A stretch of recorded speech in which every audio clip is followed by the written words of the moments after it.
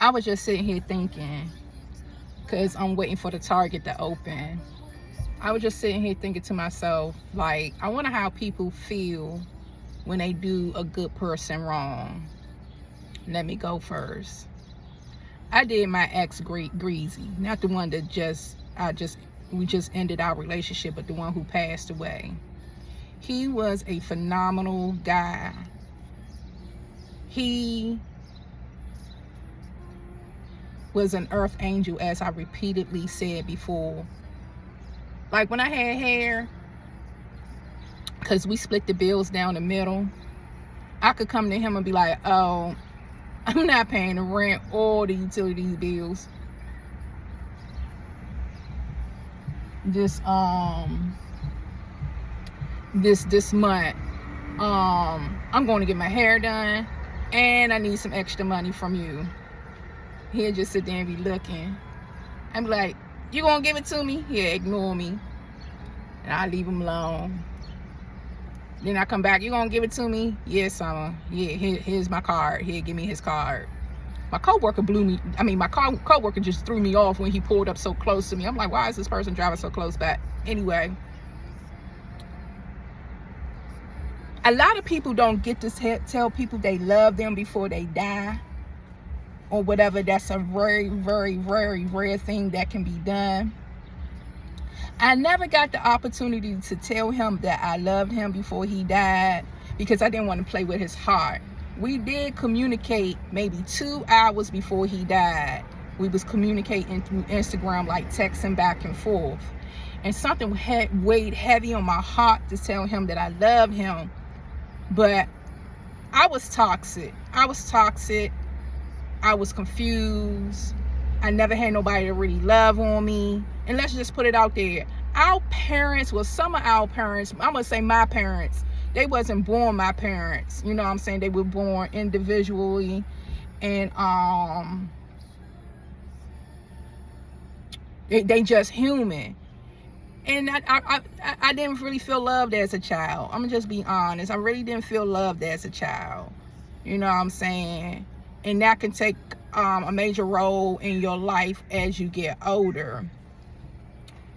But with him, he came from a 2-parent household. He was loved on. You know what I'm saying? He was loved on. So he experienced love from his mom. He experienced love from his dad.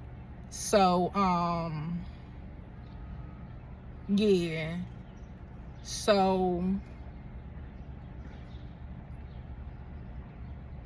I don't know if this is long suffering for me, because sometimes long suffering can be your own conscience just playing tricks on you and you just guilt tripping yourself or just being guilty. You know what I'm saying? I really don't know how to put it into words like that. But I was just sitting back thinking to myself, I wonder how toxic people feel when they do somebody who's down for them greasy. And Slim, and you know what? I didn't fuck with him just because he did stuff for me. That was just a bonus. I fucked with him because he genuinely loved me. He genuinely loved me.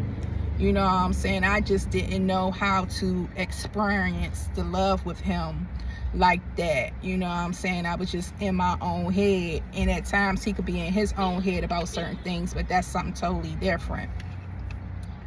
But the day he died, we did communicate on the phone, because prior to that we was not talking. We was at odds. I'm not gonna say we were beefing, but we were definitely at odds. And I had posted a picture in my stories, I want to say, and he put the fire flame emoji on it, and that kick-started our conversation, talking back and forth. And that's when the MGM had that wind down Thursdays until niggas fucked that shit up. And I had planned on going to it with my cousin, but I was like, I'm gonna blow my cousin off and go and chill with him, because I'm thinking, because he off Thursday, he was off on Thursdays, or I was off on Thursdays, one or the other, because I was able to dictate my schedule. And I think about how many times I say, I'm going to the store, I'm going to visit my mom, I'm going to my cousin's house, and the plans actually go through. And at one time it didn't go through. I wasn't able to see him Thursday. So just stop being toxic to people. I don't know, I'm making a video and it just came to me. Stop being toxic to people. If you toxic and you toxic, and most toxic people know they toxic, just take some time to yourself and heal and find out what's the root of it. Why are you toxic? Like, I could catch myself catching an attitude for no apparent reason sometimes. And here lately, I stopped right in that moment, be like, why you got an attitude? You got an attitude for nothing. Get that demon off of you. Get that bad spirit off you. Get that bad juju off you. Because there ain't no reason to have an attitude. And I really will talk to myself like that and think like that. Even though you're supposed to talk to yourself nice, but I had to correct myself. You know what I'm saying? Why you got an attitude? That person or that thing ain't do nothing to you. Even in traffic, let them go past. Who cares they cut you off? Or you only gonna be there 15, 20 seconds or less. They about to go about their business. You go about your business. But my healthy trait is working on me and being a better version of myself before God calls me home. Me just thanking God, like just now I got finished thanking God because I was able to pay my bills today. Able to stack a little bit to the side, and not a lot of people get to do that or have the luxury of doing that. So I'm truly favored and blessed to be able to do that. But I was very toxic, very, very toxic towards him. It was like I was up and down. And through the whole process, he tried to love on me. And love is unconditional, but it's not, it's a difference between loving somebody and being tolerant. And you definitely don't want to be tolerant. You know what I'm saying? No one, it's even in the Bible, no one deserves to be like abused mentally, physically, emotionally, none of that. So yeah, towards the end of his demise, I was able to say, I'm working on me. Let's work on us. Let's find out what the root of the problem is. But we did have a connection, because upon like coming towards his death, I felt anxiety. I felt like some bad shit was going to kick off. I don't know if people understand where I'm coming from. I'm pretty sure a few of you are who do look at my videos. I felt death. I felt really, really like a bad, like, how I just felt it. I don't know the words. I just felt it. But then, I got the phone call saying that he passed. But I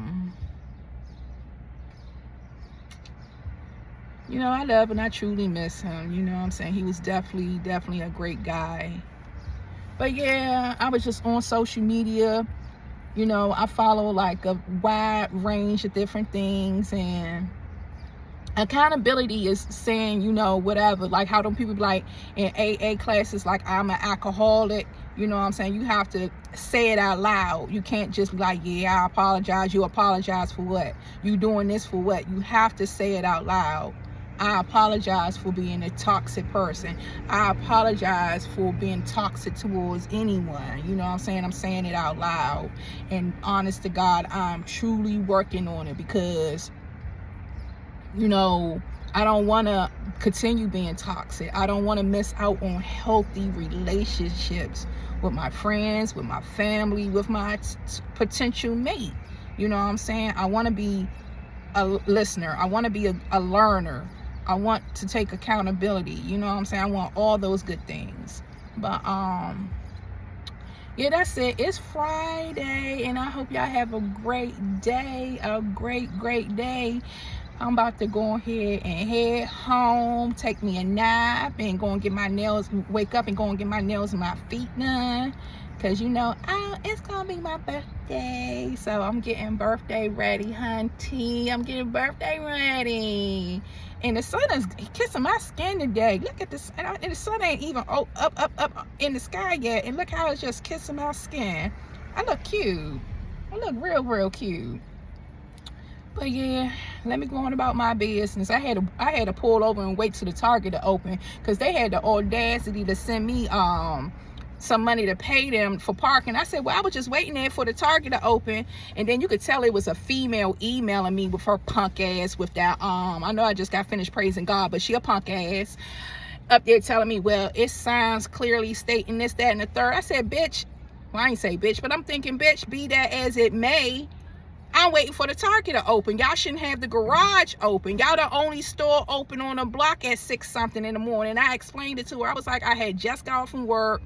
I needed to go to the Target. So I was like, I just waited in the parking lot. You know what I'm saying? I saw the garage door open and they keep emailing, sending me notices saying it's gonna go to collections. I could give a flying fuck where it could go. It could go to the pits of hell for all I care, because like I said, I'm waiting for the Target to open. And then you could see the timestamp, because you see what time I came in. Like I got there like 6:50, and then hold on, my coworker about to pull up on me.